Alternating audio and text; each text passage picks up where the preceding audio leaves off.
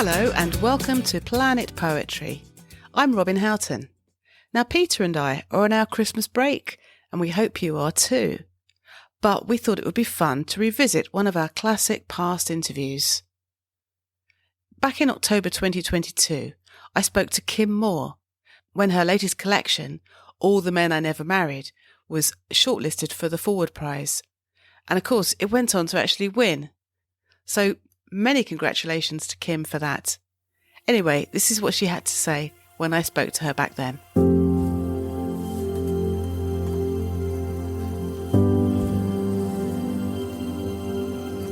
Kim Moore's pamphlet, If We Could Speak Like Wolves, was a winner in the 2011 Poetry Business Pamphlet Competition. Her first collection, The Art of Falling, from Seren in 2015, won the Geoffrey Faber Memorial Prize. And her second collection, All the Men I Never Married, also from Seren, 2021, is currently shortlisted for the Forward Prize for Best Collection. Kim is a lecturer in creative writing at Manchester Metropolitan University.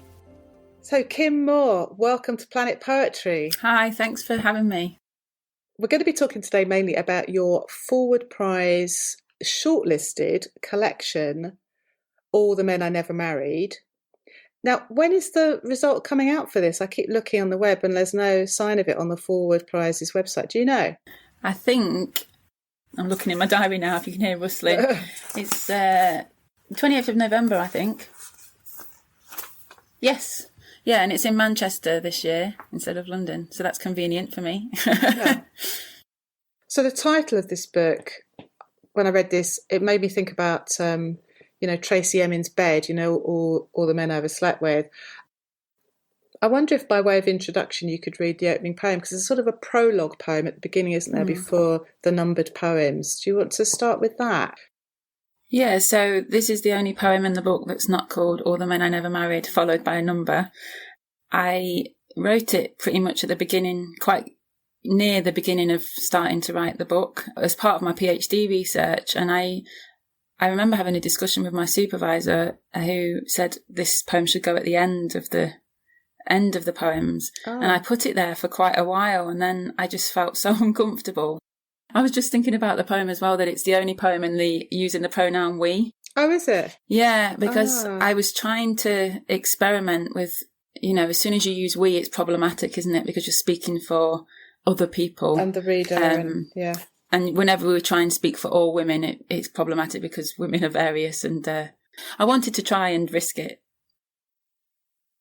We are coming under cover of darkness, with our strawberry marks, our familiars, our third nipples, our ill-mannered bodies, our childhoods spent hobbled like horses, where we were told to keep our legs closed, where we sat in the light of a window and posed and waited for the makers of the world to tell us again how a woman is made.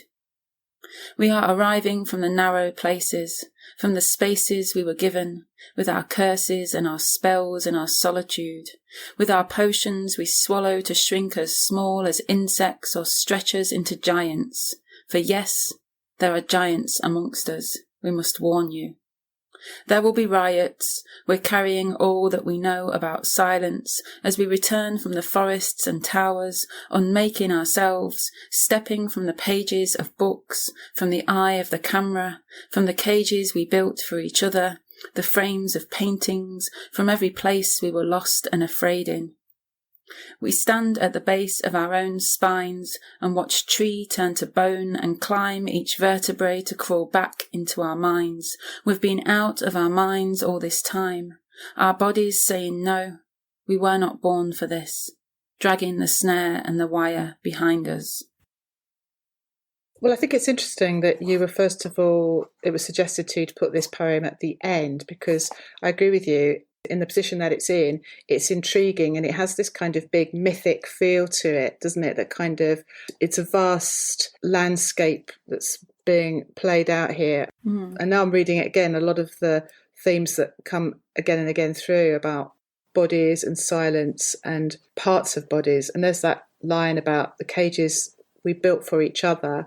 There's as much about women and how women see each other. It's not just the male gaze, it's the women's gaze on the women.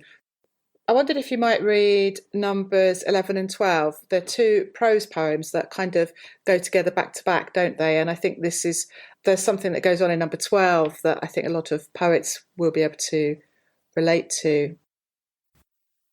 All the Men I Never Married, number 11. Once I knew a man who thought he knew everything.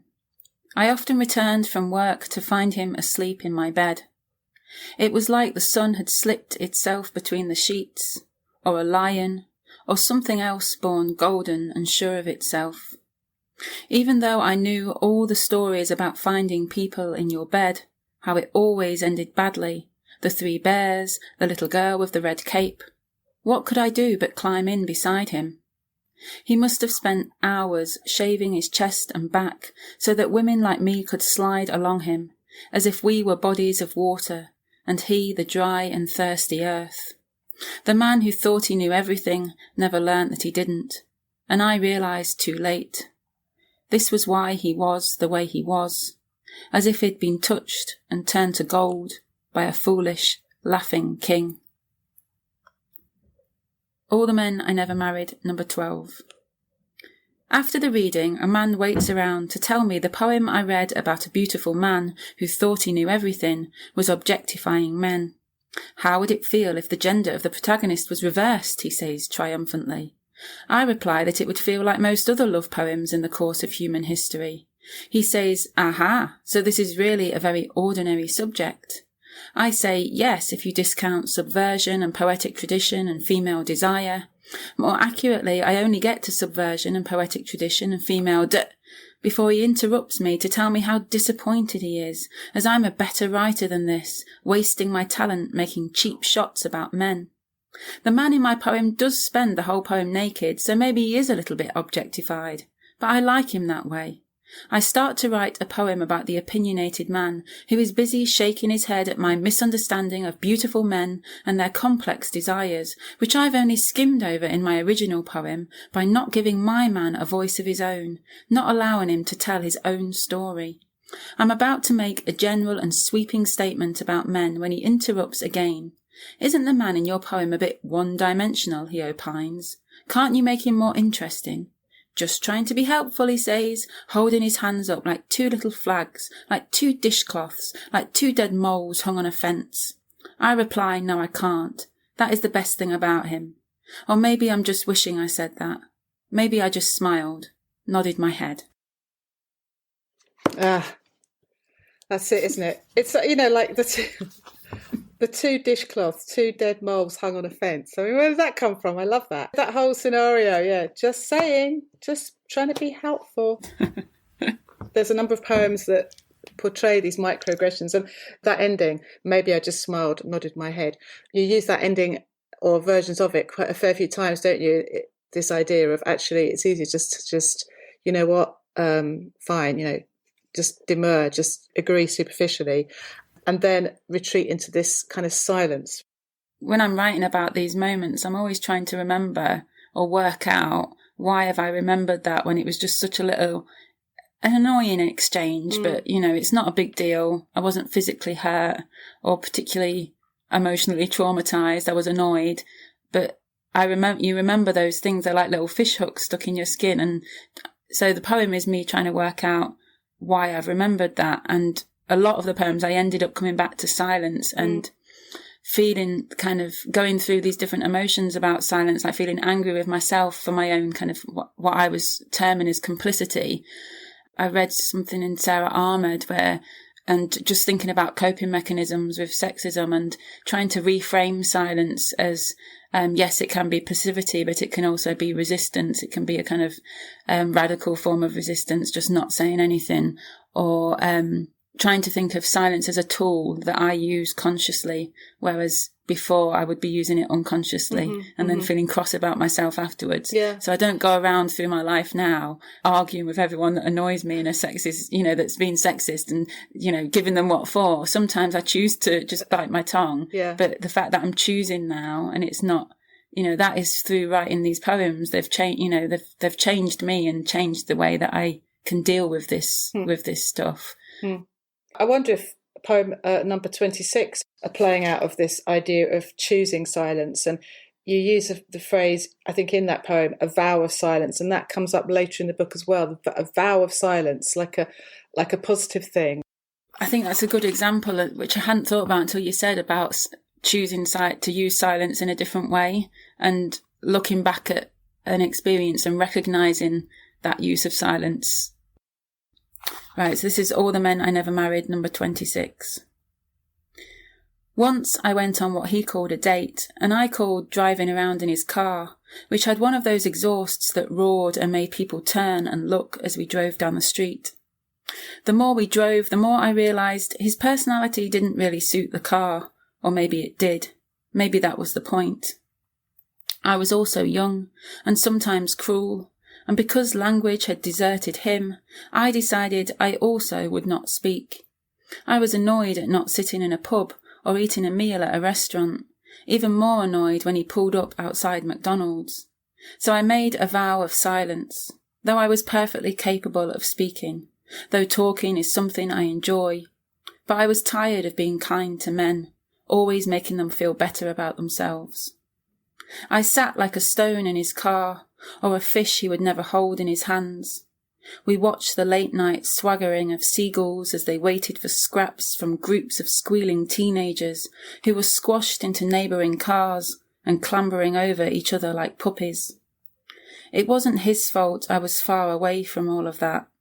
How could he know I'd lived with violence and survived? I was only a shadow, pretending to be a woman in a car, a stone pretending to be a woman in the dark, or like somebody returning from a land nobody else could see, though its borders were under their noses, though its generals lived next door. I can't remember how I got home, or how the awkward silence was broken. I understood violence as something of love, never from a stranger or acquaintance. Years later he finds me online, sends a message. Do you remember me? It's me, Jay. I'm sorry. I was so immature back then. I want to explain that I was a stone in the shape of a fish, the bones of a fish trapped in a stone, but I know it doesn't make any sense. God, I'm frightened for my daughter and the risks she will take. I write back, no, you have nothing to apologise for. At one point you say, it wasn't his fault, I was far away from all of that. And then we have this linking of violence and love. I was really sort of surprised by the ending. You're not forgiving him for something. You just weren't taking part in that scene. You weren't present almost in that scene. Am I reading that right? I'm always interested in the space between. Irigaray calls it the between us. So rather than trying to write about a person and creating this subject-object relationship, trying to write about that space between us. And the space between us in this poem is just a blank hole because there was no kind of communication. Yeah. I didn't think he had anything to apologise for, but hearing you speak now, I was thinking, God, I felt grateful because he was just not a violent person. Like, I remember thinking, how could I have just got in a car with someone I didn't know and just driven off into the night? Like, if my daughter, when my daughter does that, I'm going to have a heart attack. Yeah, which is, as you say at the end, suddenly you're thinking, God, I'm worried for my daughter. It's almost like it suddenly kind of hits you at that point. Yeah, and then the bits in the middle about, where it takes that dark turn, I think it's me trying to work out what was missing, and part of it is this living through violence. I think when you've experienced violence, it changes you and it changes the way that you see the world. And, even though I was young, I didn't feel like I was part of that kind of teenagery, young experience because I'd seen too much by that point.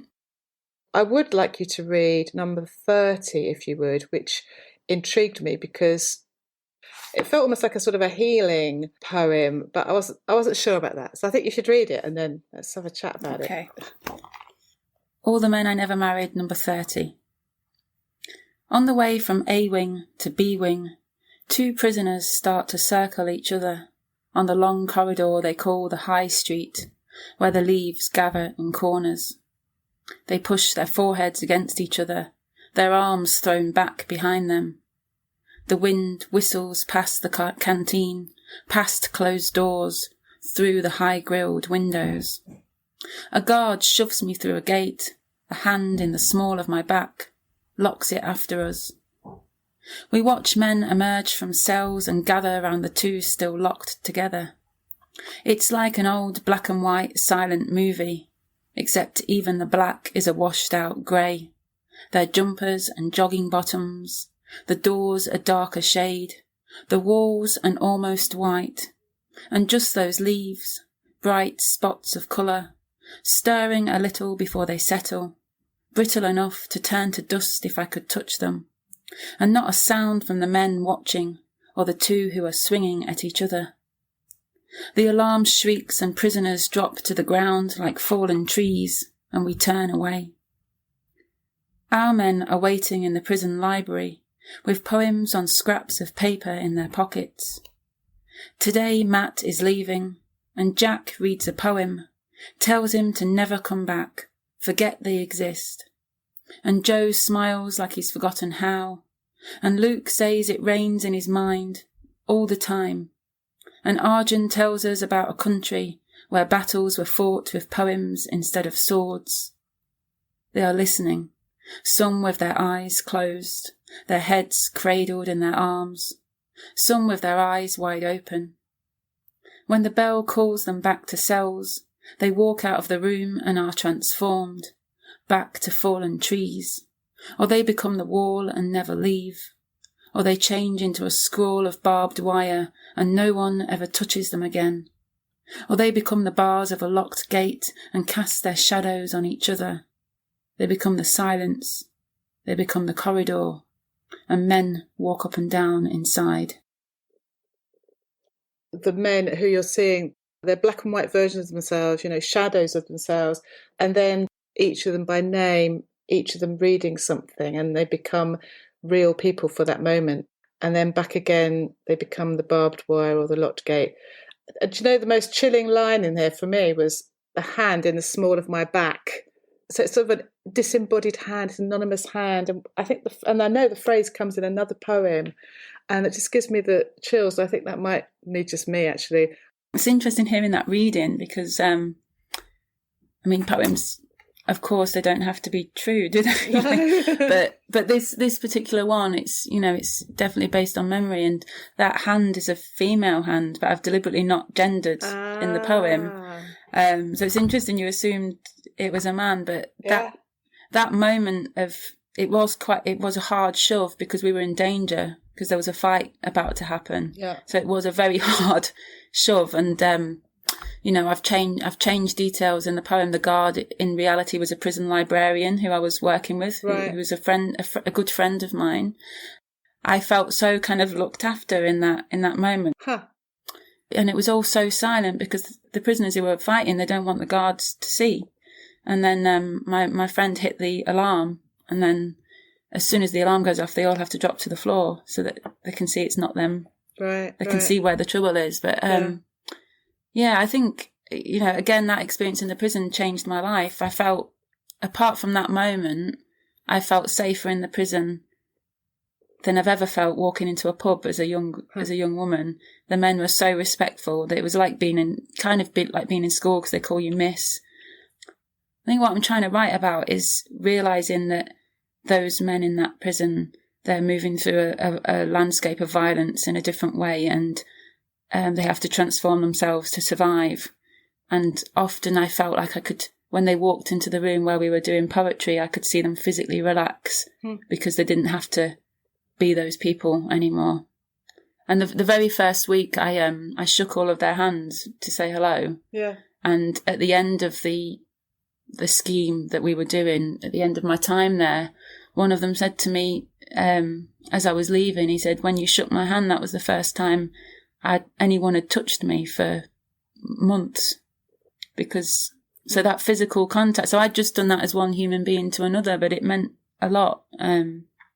I'm still processing what happened in that place and what it taught me about masculinity and men. Now, there are some love poems, really, aren't there? Are they love poems in this collection, or are they poems that are, I don't know, they felt like love. There are some that feel like love poems to me anyway. These are not all men who you were ever going to marry. That's maybe an obvious point to make, but it's not like a list of old boyfriends or whatever. It's encounters with men of various types, but sometimes they are people that either you had a relationship with, or there was a certain wistfulness about the memory of this person. And I wondered if you could read one of my favourites in that category, which was number 34. It's such a well-known fact that you're a trumpeter, and this kind of makes reference to that, doesn't it? Yeah, so, well, the All the Men I Never Married, number 34 in here is a teacher. There was definitely no romantic things with at all. Yeah. But, I think the love poems, I like to think of them as poems of desire. So it's kind of characterised by lack of. But that's interesting, isn't it? Because desire, love, I sort of think love hasn't necessarily got to be romantic love at all. It can be the love of a teacher. It can be the love of, someone you empathised with or felt sorry for or knew a long time ago or whatever, without it being romantic necessarily. I suppose that's what I meant. Desire, well, that sounds more romantic to me than love. Yeah, well, not this one, a poem of desire, but I think I that point of the men, some of the men are ex-boyfriends and some of them aren't. I wanted to play around with this idea. I mean, the title is a bit of a Mickey take, really. I'm kind of poking fun at this notion, which my parents definitely still have, that women and men can't be friends. It's either you're going out with a man or that's it. And they cannot understand, one of my best friends in the world is an ex-boyfriend, is someone I was with when I was 18. Huh. And I've known him basically my whole adult life. And my mum still finds that really odd. Oh, really? So I'm kind of messing about with that notion that, of course, there are different types of relationships between men and women. And sorry, I'm getting off track. That's fine. No, it's fine. It's fine. So this is All the Men I Never Married, number 34. I clip the mic to the bell of my trumpet, set my shoulders into a frame that will hold the trumpet steady, hold it true, take a breath, draw myself into my body. I am still, like sand coming to rest in a glass of water. Nobody taught me this. No man could put this into language. Not my teacher, arriving for lessons on his motorbike, long hair streaming behind. Unheard of where I was from.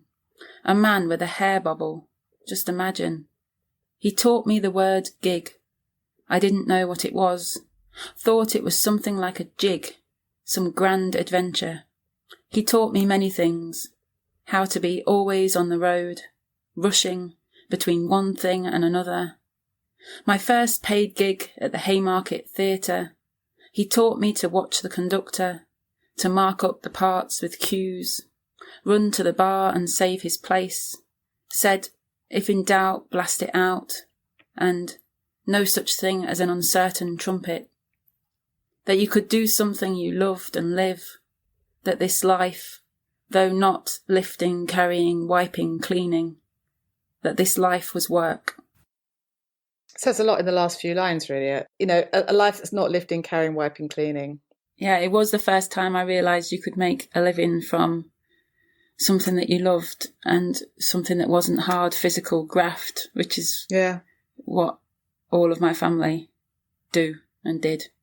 Yeah, again, it's like going back, and I didn't set out to find that out. I found that out in the writing of the poem. I wanted to write about this person because they were important to me, but I hadn't quite worked out why they were important, apart from just teaching me how to play the trumpet. Yeah. It's a lovely tribute. So you put this collection together. This was your PhD thesis, basically, was it? Or presumably you wrote the book and you had to write a huge sort of piece about the process of writing the book.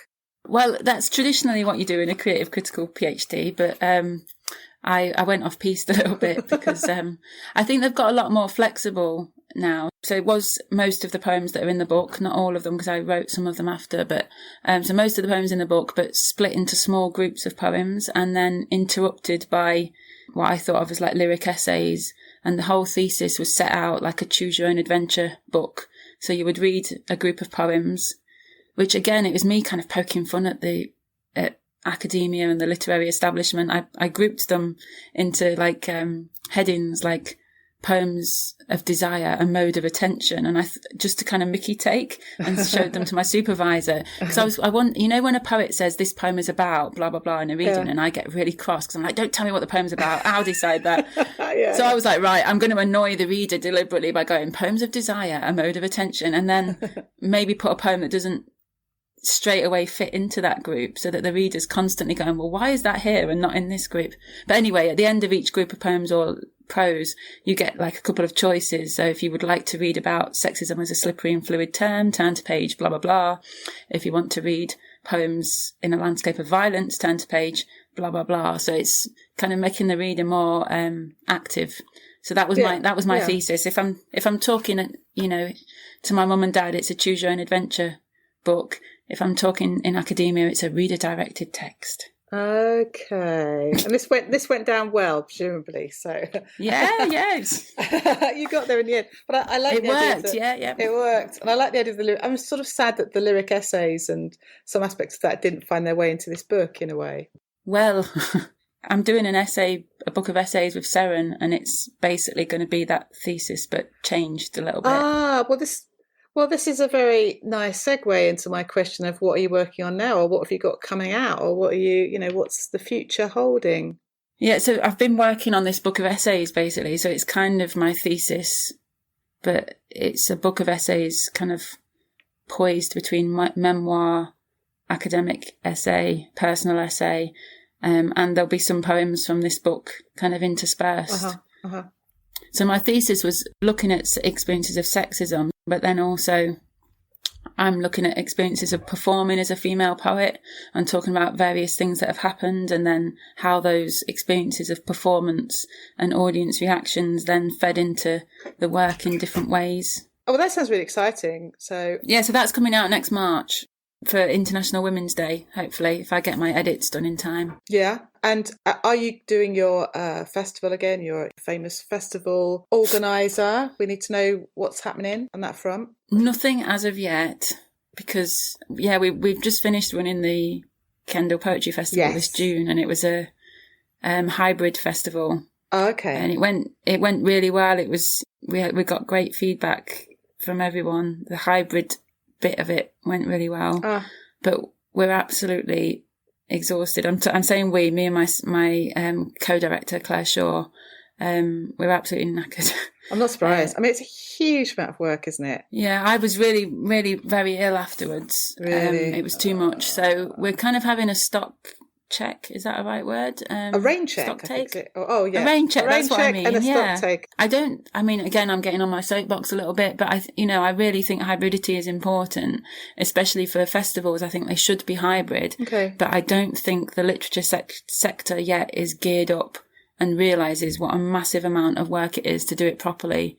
Because, this is my 5th festival, so it's not my first rodeo, but this one was 10 times harder and more intense and not possible for 2 people. No. We did have a third person for 20 days that we got funding for, and even that was still, it was unmanageable. So I think more funding needs to be put in, basically, to do it properly, so that the online audience, a lot of the time people do hybrid stuff and it feels like as an online person you're just forgotten about. A sort of add-on. We tried so hard not to do that. So we had one of the team always on the online feed talking to people in the interval and speaking to them afterwards and in the chat, and so everyone felt really included. But that's really heavy. That's on good. It takes a lot of, I was going to say manpower.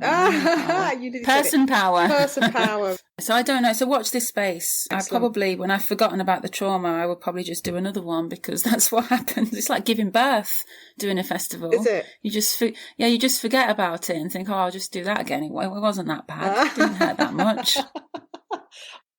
Well, Kim, I really wish you best of luck with your book, and it's been so great having you on. Thank you for sharing all this and your time. Thank you so much. Thanks for having me. I hope you enjoyed that classic interview from the archives. Now, Planet Poetry is entirely self-funded, without grants or sponsors. So if you like what we do, please consider donating at buymeacoffee.com/Planet Poetry. Better still, donate a regular amount and be one of our special friends. It all goes towards the cost of producing the podcasts, and we really appreciate it. Thank you. That's all from me for now. Planet Poetry is back with all new episodes from January the 18th, 2024. Thanks for listening and subscribing.